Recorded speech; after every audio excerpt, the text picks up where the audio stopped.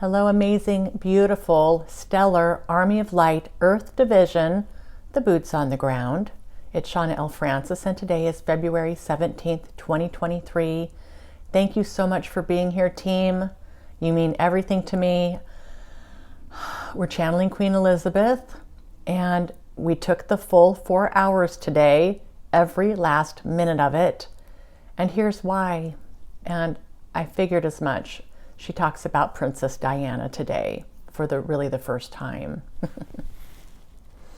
I just want to say, I have so much respect for Queen Elizabeth. I have tons of respect for the entire royal family.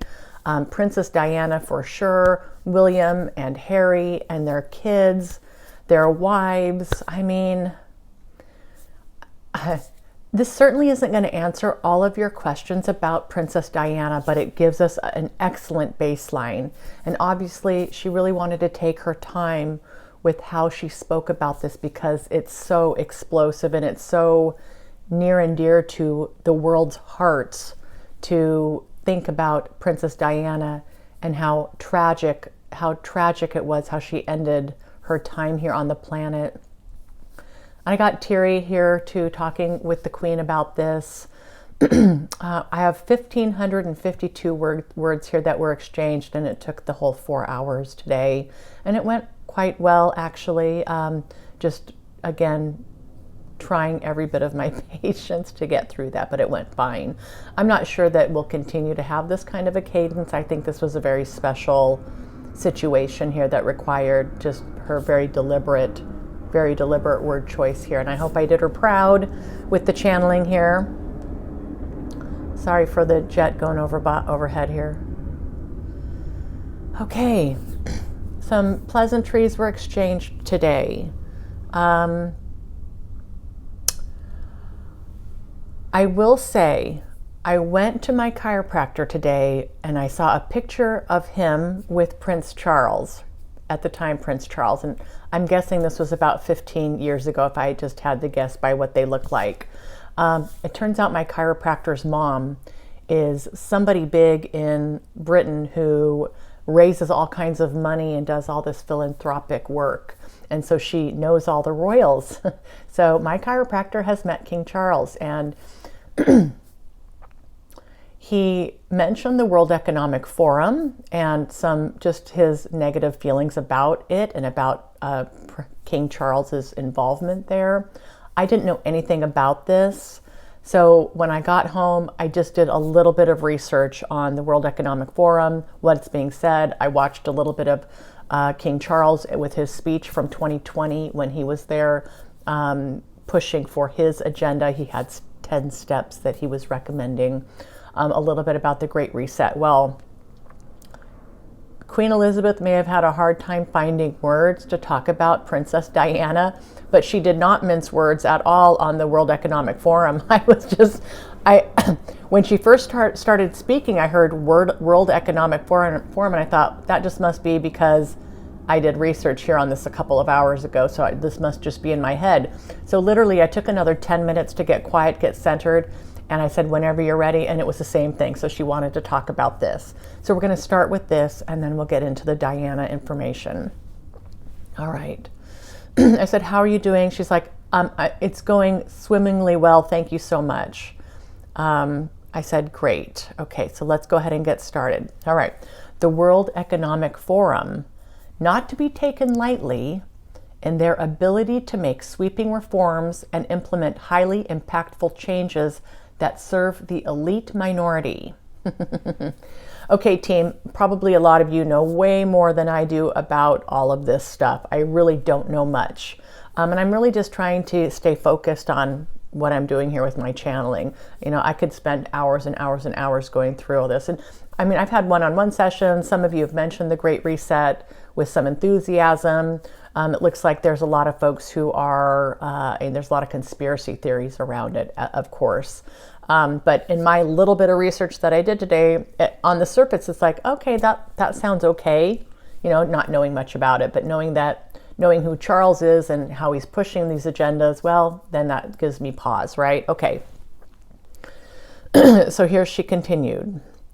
There may be big parts of their agenda that are very much rooted in popular sentiment, such as reducing the carbon footprint and more equity across the world's population.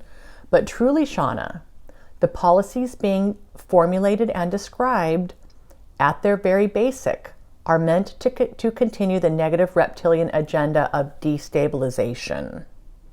So what was it yesterday? We talked about the three things, or day before yesterday, I can't remember, that the negative reptilians at the crux of their agenda: control, destabilization, and fear. Okay. She said here, some policies that seem to be well-intentioned are likely to squeeze and spread more thin the average taxpayer, the average human populace, without addressing the root afflictions experienced on the planet today. Shauna, the Great Reset, this reimagining of and concerted effort to globalize central governing bodies, homogenize agendas and objectives, and prepare the planet for the next major pandemic or worldwide crisis will inevitably be serving the elite ruling class, mainly controlled by the negative reptilian hive mind agenda. All right, so I think there's been a lot of you out there who have thought about this and who believe this. So here you go. This is what Queen Elizabeth has to say about the Great Reset. Okay, and she continued here. People would do well to research the objectives and the proposed plans and exercise extreme discernment and critical thinking around the downstream effects of such policy changes. There are many ways to achieve any one objective, many different approaches.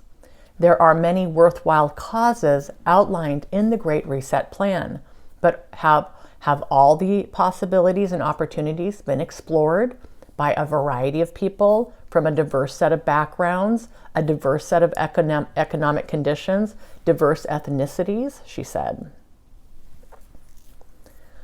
The World Economic Forum may be putting forth into the collective consciousness some radical and not so radical tenets for change to support an evolving global community. And some ideas have merit, she says again. One must be willing to perceive beyond the altruistic nature of the proposals to see a strategic, elite, global system of governance and accountability that will not be serving the best interest of the general population as a whole if and when implemented. My goodness. I don't know if she had this prepared for later or what, or maybe it was a seed planted that I look at this so she could talk about it today. I'm not sure. But again, she says we're coordinating all this information down to the minute. But look at the power of words. Look at the power of seeding the collective with this radical information, okay?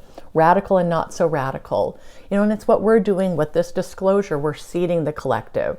We first have our initial collective that we are working with, the light workers, the light bringers, and then that's helping to seed the world at large. But, you know, they're doing the same thing. All right. She said here, excuse me, my son, King Charles, is playing a significant role in the shaping and constructing of this economic agenda. I love my son dearly, but even he is helpless to do anything but support the negative reptilian agenda through the hive mind control. Humanity must know that the general population absolutely is not being supported, loved, and nurtured through these initiatives. Wow, she is just not mincing words here. It definitely makes me want to go in and do more research and research the people who are also in charge of this stuff, besides the king. She said, Shauna, of the World Economic the World Economic Forum quintessentially is one of those governing bodies in which I spoke about previously, where the negative reptilians have made sure that it is completely infiltrated and influenced to a great degree by hive mind humans carrying out their agendas.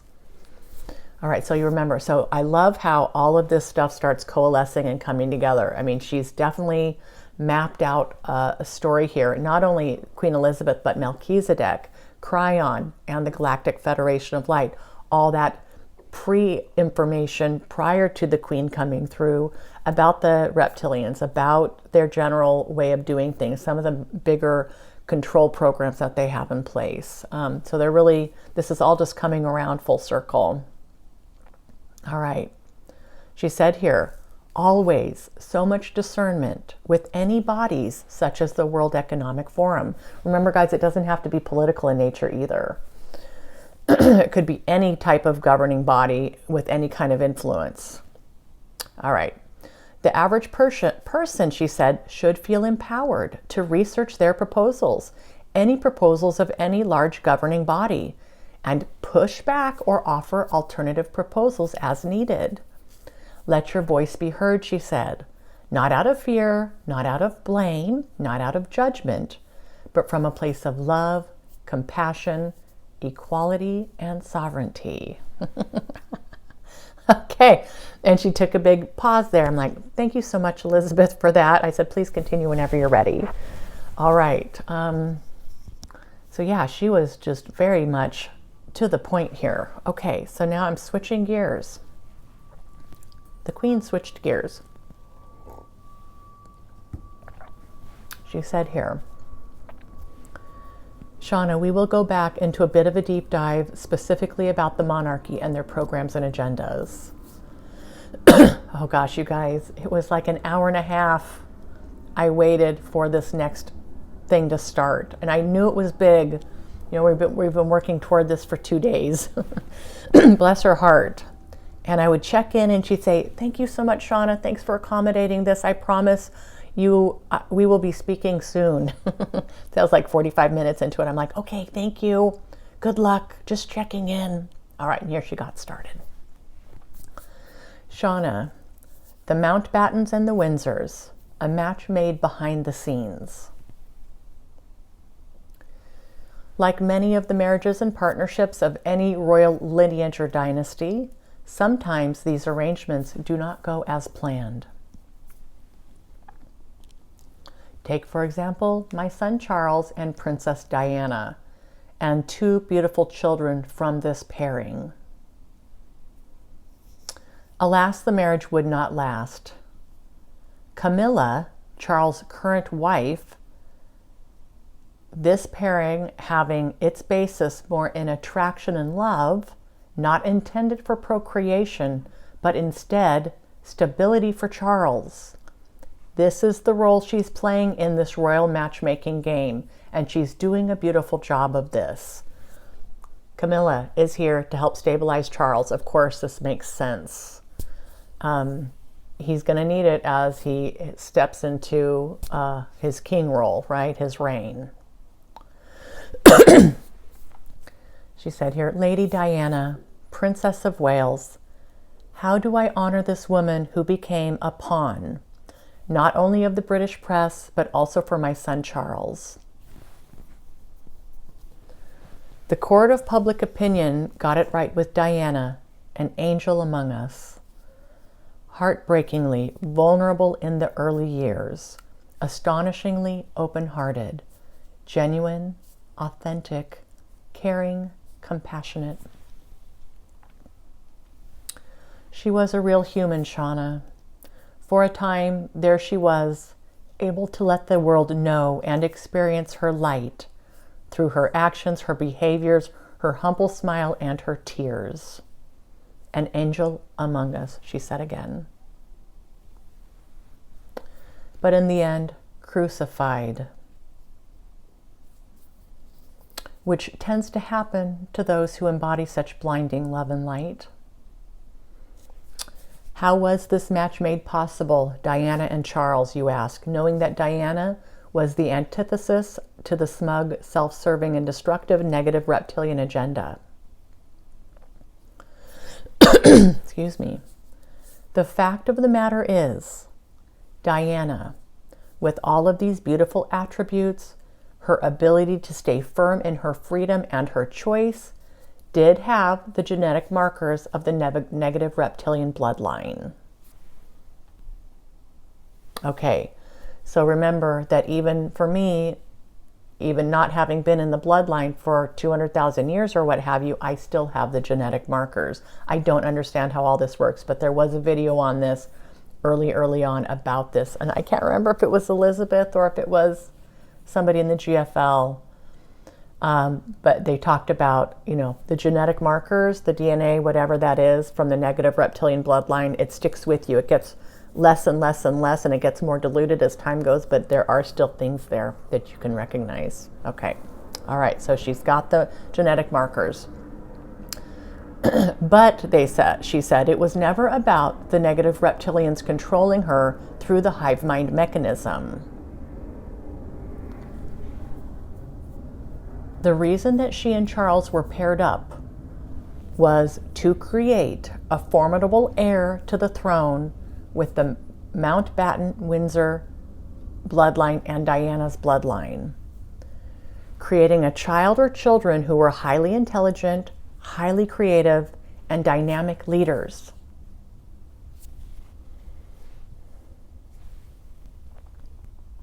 She said here, everything is constantly being assessed and monitored. It was determined that Charles, and even my 3 other children, were lacking in characteristics that would help the monarchy thrive, remain popular, and remain in control. Diana, she said, was introduced to the royal bloodline to bring fresh and desirable hereditary traits to the royal family. And with William and Harry, they created just that. The pairing of these two was a calculated risk. I can see what she's saying, you know, now that she said it out loud.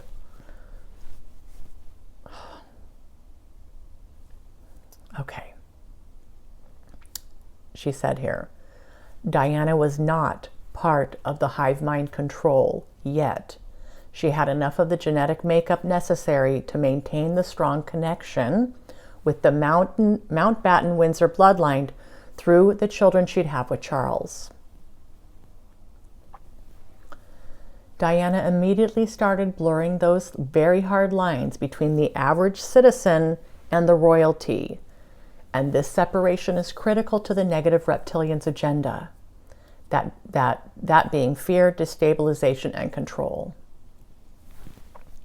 And while they couldn't control Diana, they could certainly make her life absolutely miserable. It was the love of her children that kept her going. She and I have this in common, these beautiful babies, just what the negative reptilian leadership wanted. And these children just opened Diana's heart even more, whereby her light would be almost blinding to those trapped in the hive mind's snare. Boy, can you just see that? You just see it so plainly. It's so great to have actual, tangible words to describe what went on with her and all these other guys, all these folks in the royalty. All right. And when Diana, she said, was no longer seen as useful to the negative reptilian regime, it wasn't difficult to create a feeding frenzy that would eventually cause the accident that took her life. I do say accident deliberately, she said. From a human perspective, there has been no way to place simple blame on any 1 or 2 or 3 individuals and have the necessary proof to prosecute anyone involved. However, she said, the negative reptilians created a perfect storm that night in the tunnel. Humans who choose fear and rage and anger tend to make decisions that are not of the highest good. And many, many decisions were made that night that culminated into that one fateful moment that took this life from the planet way too early. Man, I was really crying at this point, just feeling the emotions coming through of this and the truth of it. Excuse me.